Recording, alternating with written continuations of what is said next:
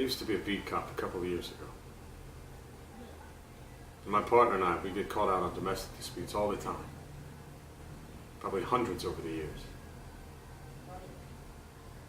Anyway, there was this one guy, this one son of a bitch I'll never forget. Gordy.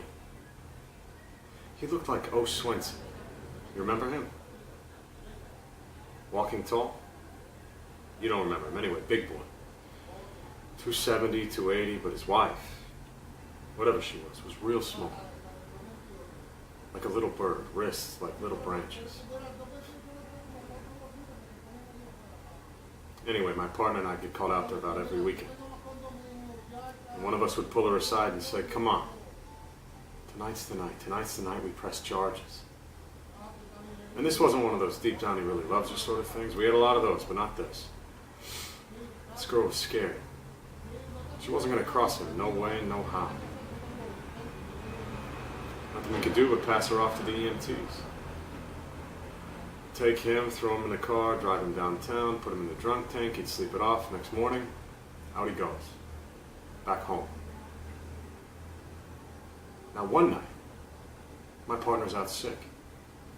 It's just me. And the call comes in. It's the usual crap, broke her nose in the shower sort of thing. So I cuff him, I put him in the back seat, and away we go. Only that night, this sideways asshole's in my back seat humming Danny Boy. It rubbed me wrong. So instead of left, I go right.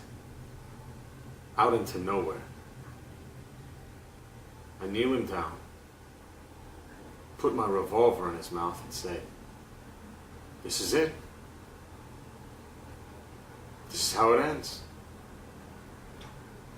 And he's crying, going to the bathroom all over himself and screaming as much as you can with a gun in your mouth.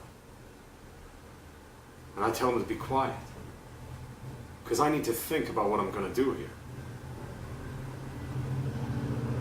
And of course, he got quiet. Went still. And real quiet like a dog waiting for dinner scraps. So we stood there a while. Me acting like I was thinking about what to do, and Prince Charming kneeling in the dirt with shit in his pants. And after a while, I took the gun out of his mouth and I say, if you ever touch her again, I will such and such and such and such and blah, blah, blah, blah, blah. It was just a warning. Of course. Just trying to do the right thing. But 3 weeks later, he killed her. Of course. Caved her head in at the base of a wearing blender. We got to the house, there was so much blood, you could taste the metal. Point is, I used a half measure when I should have gone all the way. I'll never make that mistake again. No more half measures.